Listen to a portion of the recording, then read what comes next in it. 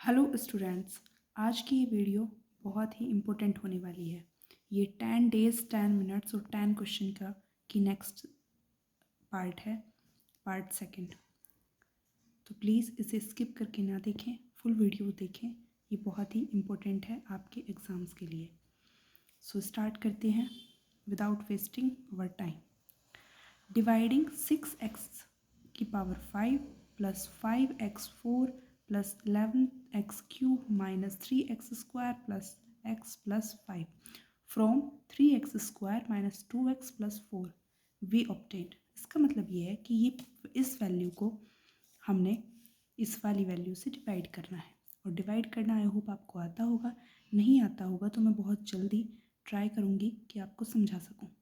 सबसे पहले हमें ये 6x की पावर 5 को कट करने के लिए 3x² में ऐसी चीज़ की मल्टीप्लाई करनी होगी जो हमारा 6x5 आ जाए।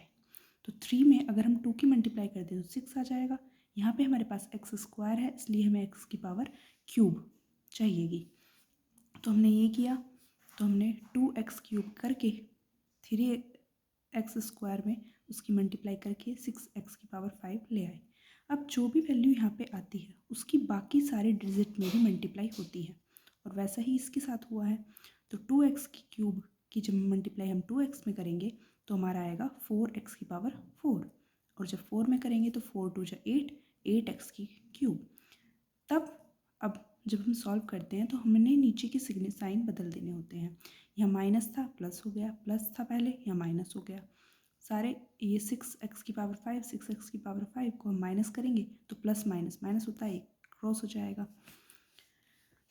5 और 4 दोनों ऐड होंगे तो 9x की पावर 4 आएगा। इस तरह से आपकी सीरीज आई है।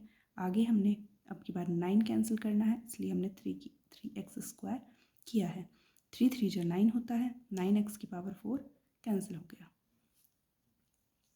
बाकी इसमें भी ऐसे ही किया है, 3 की मल्टीप्लाई 2 में भी की है और फिर बाद में 4 में की है। ऐसे ही करके हमने इसे सॉल्व किया है, और सॉल्व करके हमारा -17x - 7 आ गया है। सो अब हम ये इस आंसर में जो हमारा जिसने हमने डिवाइड किया था उस आंसर को ऐड करेंगे, क्योंकि हम जानते हैं कि -17x - 7 अब डिवाइड नहीं हो सकता है। इससे आगे इसका कोई सोल्यूशन नहीं है, इसलिए हम इसमें जिससे हम डिवाइड कर रहे हैं उसे ऐड कर देंगे, और हमारे पास एक ऐसी वैल्यू फाइंड हो जाएगी जिससे अगर हम इस वैल्यू को डिवाइड करें तो ये पूरी डिविजिबल हो जाए। सो वही वैल्यू इसे डिवाइड ऐड करने के बाद जो आएगी वही हमारा आंसर होगी। सो अब चलते हैं नेक्स्ट क्वेश्चन पर। इसमें गिवन है if alpha and beta are the zeros of the polynomial fx equals to x² plus px plus q, find the polynomial whose zeros are alpha plus beta square and p alpha minus beta square.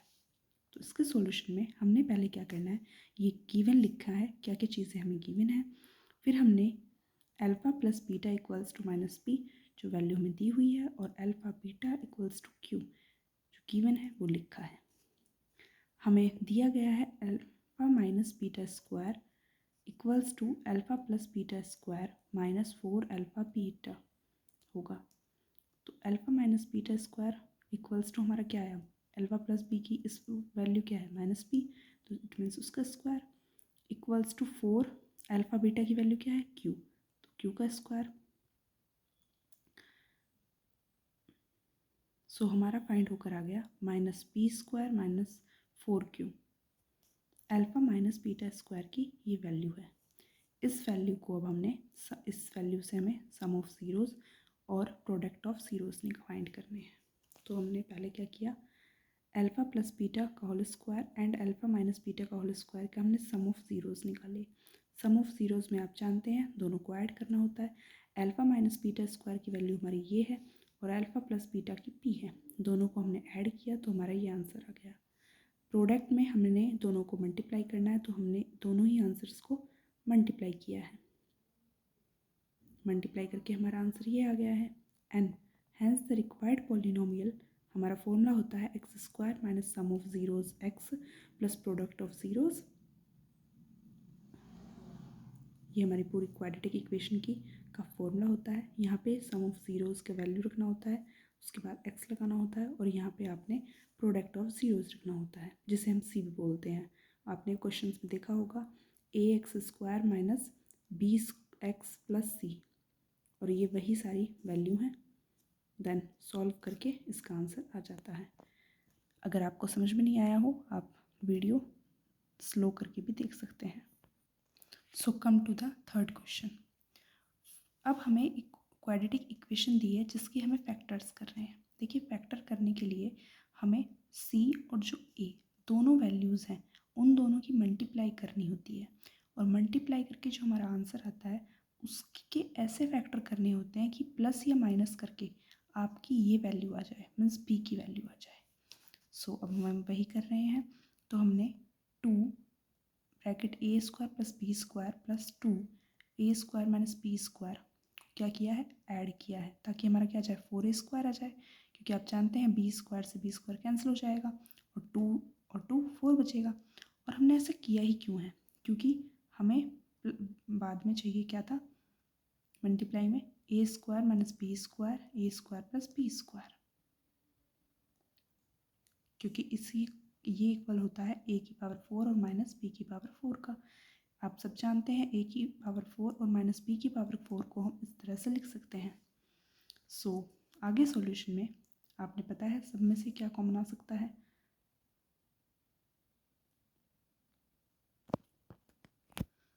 अब हमने इसे solve किया है। हमने ये बाहर वाले x की मल्टीप्लाई अंदर की है। यहाँ पे भी 2a² प्लस b था तो 2b² हो जाता, प्लस 2a² प्लस 2b²। इससे हमने इसको सॉल्व करके आंसर लाए हैं। 2 फैक्टर्स आपके बचे थे, इसके अंदर मल्टीप्लाई करके 2a² हो जाता और इधर भी 2a² हो जाता, plus a² minus b² into a² plus b² हो जाता। देन इन दोनों में से जो कॉमन वर्ड आता वो था 2x। 2x हमने बाहर कर लिया, 2x माइनस अंदर बचता a² प्लस b²। जो दोनों वैल्यूज़ हमारी कॉमन आई हैं उन्हें हम एक तरफ रखते हैं और इक्वल में 0 करते हैं, और बाकी दो को अलग रख के इक्वल में 0 करते हैं। वहाँ से हमारी x और y की वैल्यू आ जाती है। और ये शायद आपने किया होगा, इस वजह से आपको शायद पता हो। अगर नहीं पता है तो आप मुझे कमेंट बॉक्स में ज़रूर मैसेज कर दीजिएगा। मैं इस क्वेश्चंस को डीपली अच्छे से अलग से वीडियो बनाकर ज़रूर समझा दूँगी। नेक्स्ट क्वेश्चन भी बहुत ही इम्पोर्टेंट है, एग्ज़ाम्स में आया हुआ है, इसलिए मैंने इसे यहाँ पे पुट किया है, और इसका इजीली सॉल्यूशन हो जाए इसलिए मैंने इसे छोटा सा करने की कोशिश की है। अगर आपको फैक्टराइजेशन करने में कोई भी प्रॉब्लम है आप मुझे कमेंट बॉक्स में मैसेज कर दें, मैं ज़्यादा से ज़्यादा अच्छे से उसे समझाने की कोशिश करूँगी। देखिए, अब भी यही है, हमें प्लस माइनस करके कैसे भी बनाना है और सॉल्व करके ये वैल्यूज़ अंदर लेकर आनी है। तो हमने इन दोनों का अगर हम मल्टीप्लाई भी करें, यही वैल्यू जो हमें गिवन है तो आपका बना जाएगा, बिकॉज ए से ए कैंसिल हो जाएगा, ए प्लस बी से ए प्लस बी कैंसिल हो जाएगा। सो हमने उसे 1 की वैल्यू को ही अपोजिट करके ऐसे लिख लिया है ताकि हमें सॉल्यूशन ईजी हो सके। और x की मल्टीप्लाई भी हमने अंदर ही कर ली है, और देन अब कॉमन वाला प्रोसेस कर रहे हैं। कॉमन वाले में आपका x² plus A upon A plus B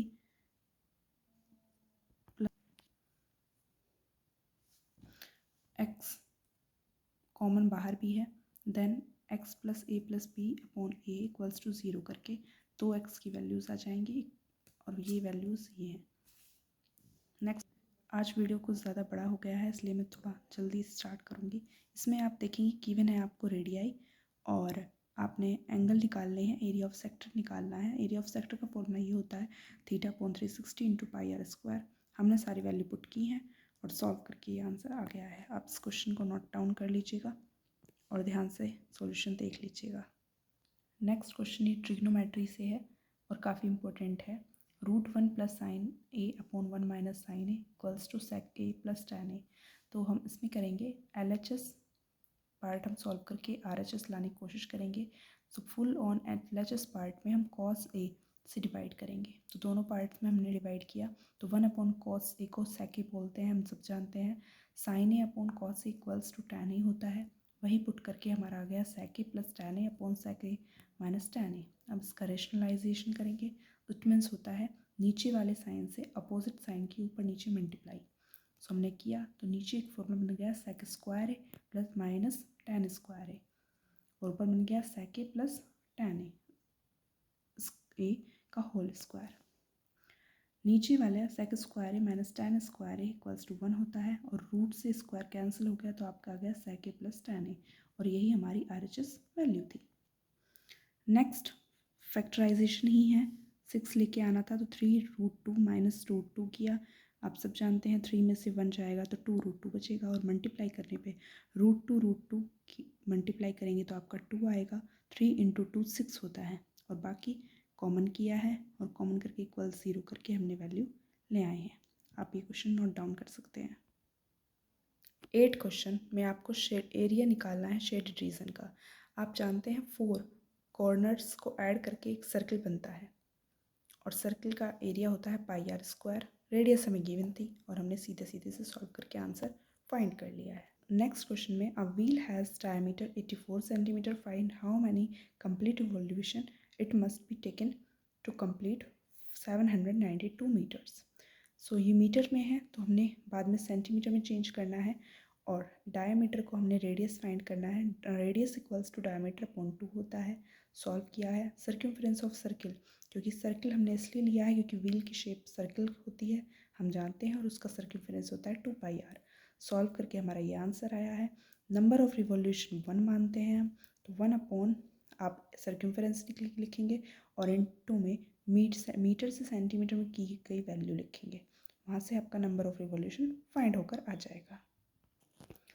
10 days 10 minutes और 10 क्वेश्चन का ये आज का लास्ट क्वेश्चन है। आई नो थोड़ी वीडियो आज ज़्यादा लेंथी हो गई है। मैंने बहुत ट्राई किया है कि मैं वीडियो बहुत धीरे से ही और स्लो ही बना पाऊँ और समझ में भी आए, और सारे क्वेश्चंस मैं ठीक से एक्सप्लेन कर पाऊँ, और 10 मिनट्स के अंदर ही मैं आपको क्वेश्चन बताऊँ। लेकिन आप जानते हैं क्लास 10th के क्वेश्चंस हैं तो थोड़ा टाइम ले ही लेते हैं। सो देन ये वाला क्वेश्चन है, the area of an equilateral triangle ABC is इतना 17,320, 5 centimeter with at vertex of the triangle as center O. A circle is drawn with a radius equals to half the length of side of the triangle. Find the area of the shaded region. Use pi equals to 3.14 and √3 equals to 1.73205।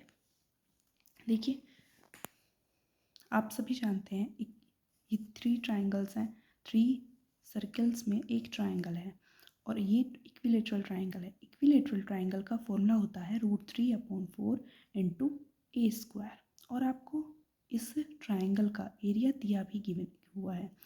It means given भी है हमें, और हम formula भी जानते हैं, लेकिन हमें साइड नहीं पता, तो इस फॉर्मूले को इक्वल में रख के हम क्या फाइंड कर सकते हैं, साइड, और वही उसने पूछा है।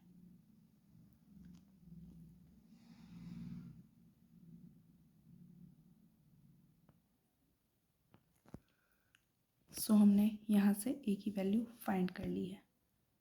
आज के 10 क्वेश्चंस कंप्लीट होते हैं।